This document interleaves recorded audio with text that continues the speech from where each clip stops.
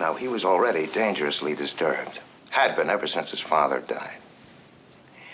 His mother was a clinging, demanding woman.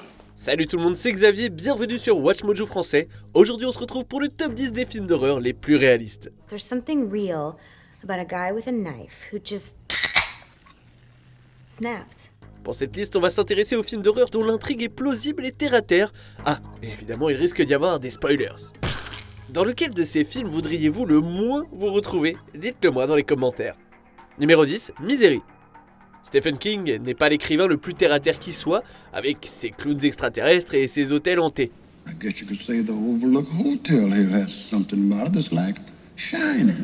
Mais il lui arrive de plonger dans le domaine de l'horreur psychologique, et Misery est sans doute sa meilleure œuvre à cet égard. L'adaptation cinématographique est également l'une de ses meilleures, avec une performance de Kathy Bates récompensée par un Oscar. I can imagine what you might be thinking of me, but you see, Paul, it's all okay. Last night it came so clear. I realize you just need more time. Eventually, you'll come to accept the idea of being here. Malheureusement, trop régulièrement, on entend aux infos des histoires sordides d'enlèvement et de séquestration. Et Misery rend compte de cette expérience avec des détails horrifiants. L'histoire prend également racine dans la vie personnelle de l'auteur, qui a écrit un livre de haute fantasy intitulé The Eyes of the Dragon, mais qui a été rejeté par les fans parce que ce n'était pas un livre d'horreur. You dirty bird. How could you? Se sentant métaphoriquement emprisonné par ses fans, King a écrit Misery pour se libérer. Numéro 9, Pas un bruit.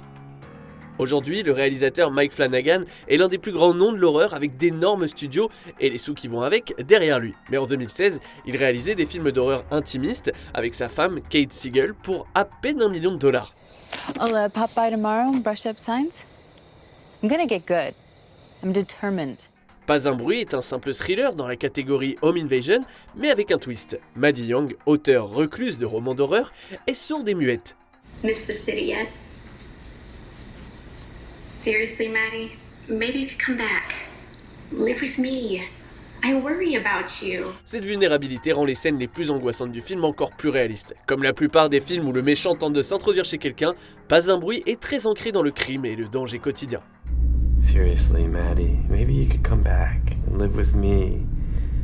You know, I worry about you. On ne sait jamais bien quand quelqu'un décidera de nous attaquer. Numéro 8, Audition. On se souvient de ce film d'horreur psychologique de Takashi Miike pour son climax révoltant.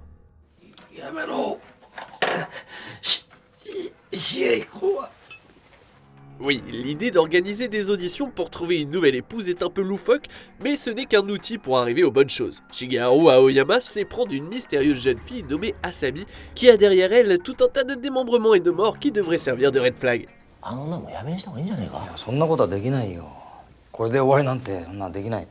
Il la poursuit malgré tout et découvre la vérité. Asami est profondément dérangée et a un penchant pour la torture. Audition ne ressemblait à rien d'autre à l'époque et de nombreux critiques ont noté son atmosphère profondément dérangeante.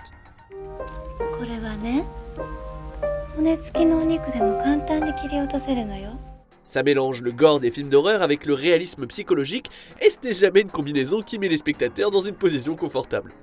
Numéro 7, Les Dents de la Mer. Oui, d'accord, ils ont fait preuve d'imagination pour Les Dents de la Mer, c'est vrai. C'est un film de Spielberg après tout, mais le concept d'un requin affamé mangeant des baigneurs, c'est terrifiant et plausible. Are you going to close the beaches? Yes, we are. En fait, on pourrait même dire que les événements sont historiques. En juillet 1916, Jersey Shore a subi une série d'attaques de requins qui ont fait un blessé et 4 morts. Ce n'est pas le seul élément qui a un rapport avec les Dents de la Mer. Les attaques ont naturellement provoqué une vague de panique. La communauté du bord de mer a concentré ses efforts pour sauver son économie, qui était basée sur le tourisme. You yell barracuda. Everybody says, huh? What? You yell shark. We've got a panic on our hands on the 4th of July. Et oui, des gens ont même pris la mer pour chasser les requins. L'auteur Peter Benchley a été grandement inspiré par cette histoire et son roman est devenu un best-seller instantanément. Numéro 6, American Nightmare. Le premier film de cette franchise a une intrigue un peu farfelue. Pour faire baisser le taux de criminalité, un parti politique totalitaire rend tous les crimes légaux pendant une nuit. This is your emergency broadcast system announcing the commencement of the annual purge sanctioned by the U.S. government. Weapons of class 4 and lower have been authorized for use during the purge. Mais c'est aussi l'épisode le plus terre-à-terre de la série, parce que finalement c'est ni plus ni moins qu'un thriller. La riche famille Sandin est la cible de nombreuses personnes, dont un groupe de purgeurs et leurs propres voisins. We've gotten gussied up in almost terrifying guises, as we do every year. Ready to violate, annihilate and cleanse our souls. La purge n'est utilisée que comme toile de fond et pour empêcher les Sandin d'appeler simplement la police. Les thrillers de la catégorie Home Invasion sont profondément troublants parce qu'ils ressemblent le plus à la réalité. And you can either die like a man and walk outside there by yourself, or you can die like a coward and get my wife and my children killed along with you. Okay, so take that gun away from my daughter's head. Être personnellement agressé chez soi, c'est une peur qu'on partage tous, et American Nightmare en tire pleinement parti. Numéro 5, The Strangers.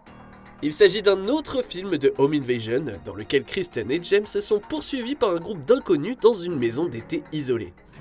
Sit down. Sit down, sit down, sit down, sit down. How do you know there's somebody out there? I saw a man at the back door, and he's wearing a mask. Le cadre rend le film encore plus effrayant parce que les personnages n'ont nulle part où aller et personne vers qui se tourner. C'est une situation réaliste dans laquelle personne ne veut se retrouver. She's watching us. She looks like a ghost. You want me to go talk to her? Certains universitaires ont même reconnu la façon dont le scénariste et réalisateur Brian Bertino a utilisé un cadre pastoral isolé pour commenter la dépravation humaine. The Strangers s'apparente également à de nombreux crimes réels, notamment le quadruple homicide de Keddy en 1981 et les tristement célèbres meurtres de Charles Manson. Why are you doing this to us? Because you were home. Numéro 4, l'exorcisme d'Emily Rose. Oui, non mais d'accord, attendez 2 secondes avant de vous énerver. Ce film subvertit le genre surnaturel en montrant comment la maladie mentale peut souvent être interprétée à tort comme une possession d'un autre monde. Ha!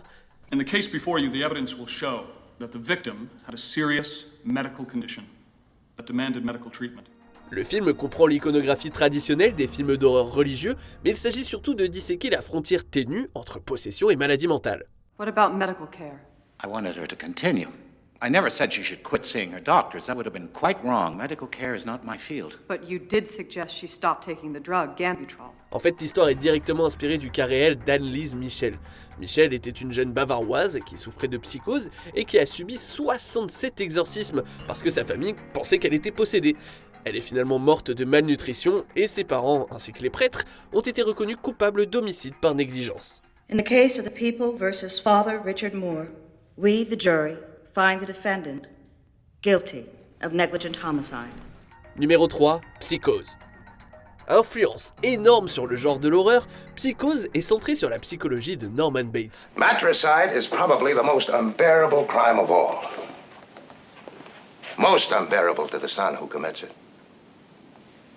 So, he had to erase the crime, at least in his own mind.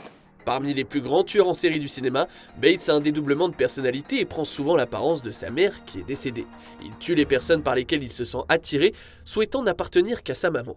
Do you go out with friends? Well, a boy's best friend is his mother. Bates incarne les traits de nombreux tueurs, en particulier Ed Gein. Gein tuait également des femmes, partageait une relation intime avec sa mère et espérait l'incarner en portant un costume grotesque fait de peau de femme. She just goes a little mad sometimes. We all go a little mad sometimes. Le roman de Robert Bloch était presque terminé au moment où les crimes de Gein ont été révélés, ce qui prouve que l'art et la réalité se croisent souvent. Numéro 2, Open Water en eau profonde. L'être humain n'est pas fait pour l'océan et une catastrophe peut survenir trop facilement en pleine mer. Dans ce film, Suzanne et Daniel sont accidentellement abandonnés lors d'une excursion de plongée sous-marine. Ils doivent lutter contre la déshydratation, l'exposition au soleil et les requins affamés. Daniel, where's the boat? It's a good question. C'est une situation horriblement plausible. En fait, cette histoire est tellement plausible qu'elle s'est réellement produite.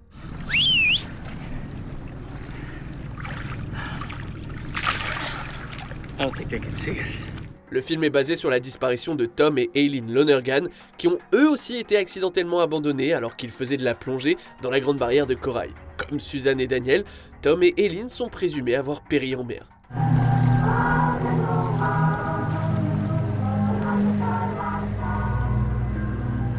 On arrive presque à la fin. Nous publions de nouvelles vidéos chaque jour, alors avant de continuer, abonnez-vous et activez la petite cloche et les notifications sur téléphone pour ne rien rater. Numéro 1, Le silence des agneaux. Ce film est considéré comme la quintessence du film d'horreur psychologique. Non seulement il dépeint avec précision le processus d'enquête, mais il examine également les traits et les méthodologies des tueurs en série. It excites him. Most serial killers keep some sort of trophies from their victims. I didn't. Certains événements sont évidemment exagérés pour rendre l'histoire passionnante, comme par exemple l'évasion spectaculaire d'Hannibal. Mais Hannibal Lecter et Buffalo Bill sont tous deux plus réalistes que la plupart des tueurs en série de fiction. Do you think if you save poor Catherine, you could make them stop, don't you? You think if Catherine lives, you won't wake up in the dark ever again to that awful screaming of the lambs.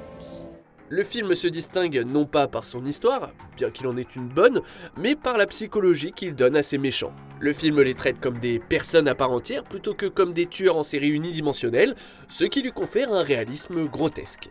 The significance of the moth is change. Caterpillar into chrysalis or pupa, and from thence into beauty. Our belly wants to change too. Que pensez-vous de notre sélection ? Dites-le moi dans les commentaires et checkez ces autres super vidéos de WatchMojo français.